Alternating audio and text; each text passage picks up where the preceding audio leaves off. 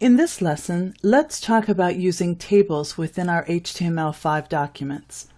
When we first started building web pages, tables were an important component.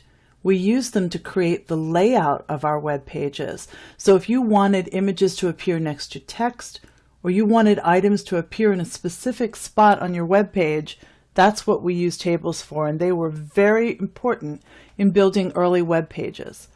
Now we use CSS, or cascading style sheets, to build our layouts and our formatting in, so we don't use tables for that anymore. Tables can still be very useful, and I want to give you a review of when to use them and when not to use them. So first of all, tables can be really important when you're trying to organize content. When you're displaying large amounts of data, such as a lot of numbers or percentages, things like that, that you want to put in columns and rows, that's when a table can be really useful. And for creating input forms, tables can still be used for that as well. When not to use tables? For laying out web pages, as I mentioned, you don't want the main structure of your pages to be created with tables. You want to build your pages with CSS, and then if you need to add a table here and there for structure of data, that's okay. Another thing to keep in mind is for search engine optimization, or SEO. If you're heavily into that, tables are not a good option for that. Tables have a lot of tags, and I'm going to show you more about that in just a few minutes. So it's really not a good idea to use tables, a lot of tables, if you're really looking for search engine optimization. What that means is that when you're searching for something in a browser such as Google, if I search for pet stores in San Jose and I get a listing of all the pet stores that come up, if I'm one of those pet store owners, obviously I want mine to be near the top of the list. If you're adding a lot of tables to your documents, it can slow things down and it can make your website appear lower on that list. So really not a good idea to use too many tables, and the more complex tables you use, the less successful your search engine optimization is going to be. Another thing to keep in mind is that for people who are using your web pages in a non-visual way, such as people who are vision impaired, if your website needs to be Section 508 compliant, then it's not a good idea to use a lot of tables because they're not really read very successfully in screen readers, which visually impaired people use to interpret the content of your pages. So those are just a few things to keep in mind. That being said, tables are still okay if you use them in small doses. So let's take a look at some of the tags that we use in tables. Now this is just an overview. So the main tag that we use is the table tag.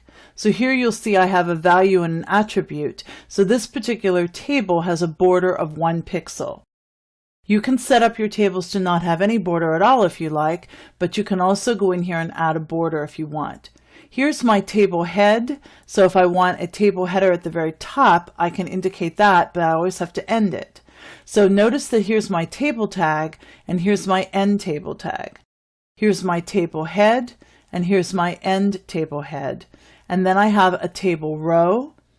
So I have to end that table row.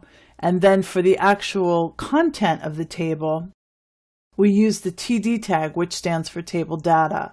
So this would be a column. Here I'm telling it to create a column, and here's the text in that column, and here I'm ending that column. Here's the second one, the text in that one, and here I'm ending that column. And then finally my third column and my data that's going into that one, and then I end that one as well. And then we also want to end the row, and then we end the table. This, believe it or not, is a very simple table. We can actually add other attributes to make it even more complex, such as captions, column groups, we can add footers, lots of different things that we can add. But this is just a quick basic overview of working with tables. Now let me take you out and show you what it looks like in Dreamweaver. I have a simple table set up here. I'm using my favorite HTML editor, which is Adobe Dreamweaver. You can also build this in straight code if you wanted to. So in here, I've got my table set up so you can see that here's my table tag. This particular one has a border of 1 pixel. This one has a width put in. Dreamweaver automatically puts the width in for me. So this is my table header. It says wood used in covered bridges. And then I have 2 rows and 3 columns. So I have several different types of wood listed in here, and you can see that my table has a 1 pixel border around all the cells. I also have gone in here in Dreamweaver. It allows me to go in here and grab. Notice this little icon that I'm seeing when I'm in between 2 columns. I can use this to actually go in here and make my table wider or narrower, and Dreamweaver automatically goes in and enters the width of all of my columns for me. So this is a very simple table that I have set up, but I just wanted to show you everything we just looked at in that other document in that PDF is here.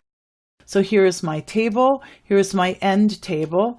I have a table row, I have an end table row right here, and then I have my table data and my end table data. So it's very easy to set this up in straight code, but you can also do it very easily in Dreamweaver as well. And that's just a quick overview of working with tables in HTML5.